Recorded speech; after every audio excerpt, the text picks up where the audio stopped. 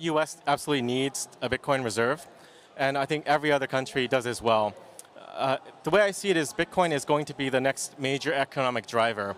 Like, people are very bullish on AI, and they think AI is going to change the entire financial landscape because of massive investment amounts into it. But all those companies that are doing things like AI, they need to store their money somewhere. Like NVIDIA needs a vehicle to store their money from selling chips and whatnot, similar to what MicroStrategy is doing, right? They're trying to protect their savings. And it's just the same thing, but on a nation-state level, where countries realize that this is the next big thing. This is a superior asset class.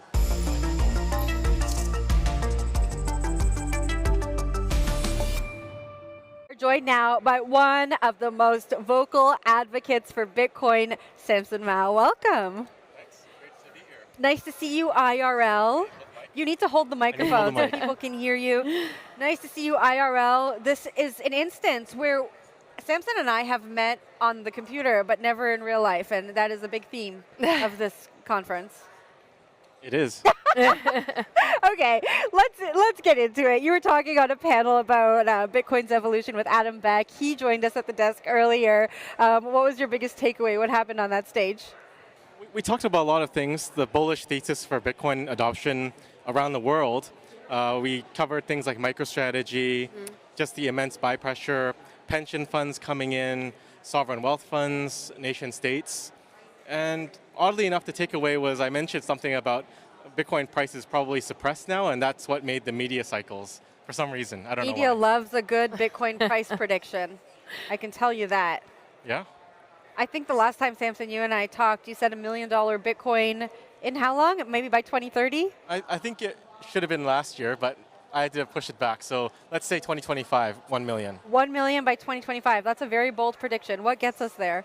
Well, the thing you have to understand is, as the Bitcoin price goes up, the entire market dynamic changes. So Bitcoin at 100K is kind of like this. People are excited, but now they're bored again.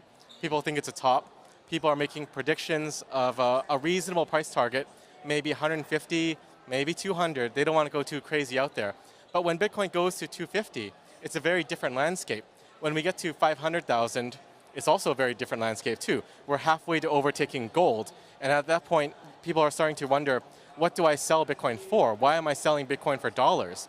And then that catapults us again. So it's probably like a 2 or 3x from here, and then another 2 or 3x to get us to 1 million. Recently, intriguing insights have emerged from none other than Samson Mow, the CEO of JAN3 and a staunch Bitcoin advocate. This influential figure has rekindled the flame of optimism in the hearts of Bitcoin enthusiasts despite the current market turbulence. Mow's bold forecasts have caught the attention of investors worldwide, hinting at a revolutionary shift in Bitcoin's trajectory that one simply cannot afford to ignore. Could Bitcoin truly be on the brink of an unprecedented rise, or are these merely ambitious dreams? Welcome back to Investocracy Crypto. I'm sorry I said 2030. I think it was so unfathomable for me that I had to give it that extra year, but it is by 2025. Everything's happening faster now, Yeah. especially with the Trump admin talking about a strategic Bitcoin reserve.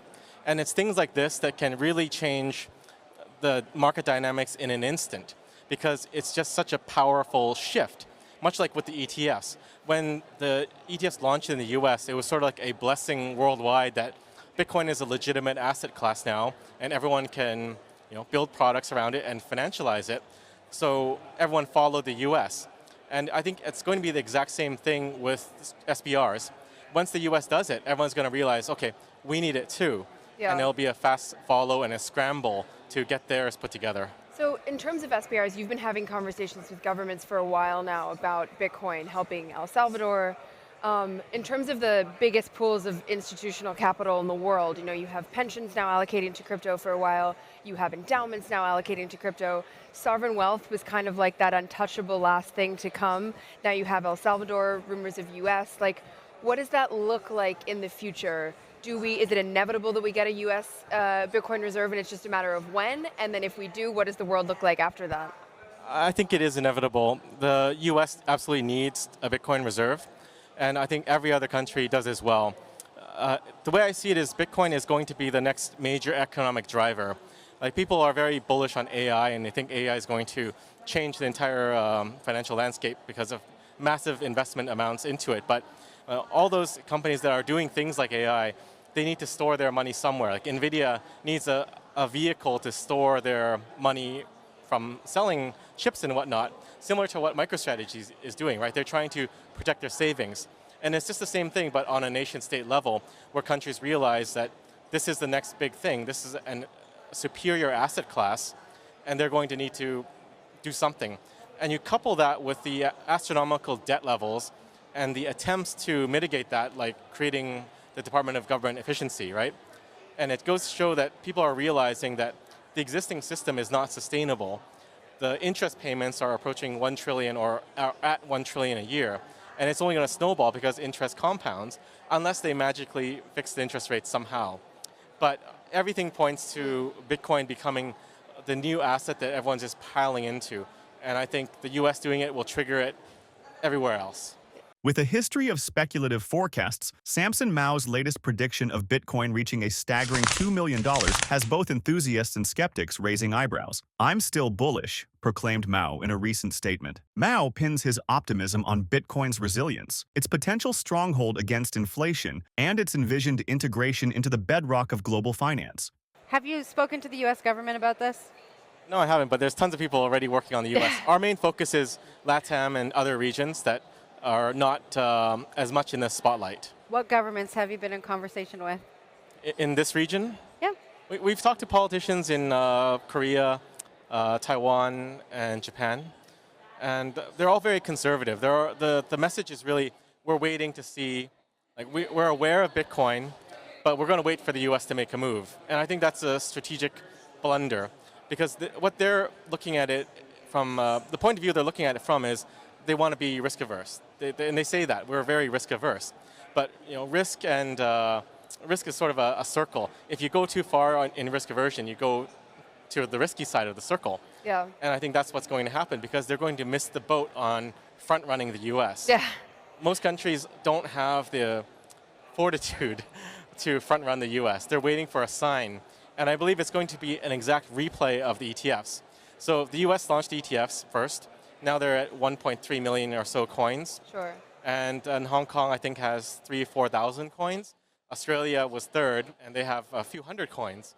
So you can see, like, if the US goes first, the other countries are not going to be able to keep up if it plays out the same way as ETFs. I have one question for you that I'm sure you get a lot. The original vision of Bitcoin was to be non-government backed and non-government based, and now we're in a world where we have governments regulating it, adding it to strategic government reserves. How do you square that circle with the original vision? Is this good for crypto other than number go up? Like, what does this mean for the future of the asset? Well, governments always want what is valuable. And if Bitcoin succeeded, it was inevitable that governments will want Bitcoin because it's valuable, right? Governments didn't just wake up one day and say, we wanted gold. They just wanted gold because it was valuable. It's what the people are using, and then that's what they want. So it's the same with Bitcoin. And I think the risk to Bitcoin is less than that of gold. Gold can be captured, and it's very hard to verify. There's talks of trying to audit Fort Knox now, and that's a massive undertaking, if even possible, at a massive cost. And you just don't have that problem with Bitcoin. So with gold, you don't have delivery most of the time. It's always paper, and that's what leads to this unverified pile of gold, theoretically, in Fort Knox. But with Bitcoin, you can always verify easily if you run a node. And I think that it's so easy to transport too that you don't come across the same problem as gold where it's captured. So even if governments buy up a large amount of Bitcoin, which I also don't think is possible, it's not going to end up like gold where it's captured. Bitcoin will still be money for the world.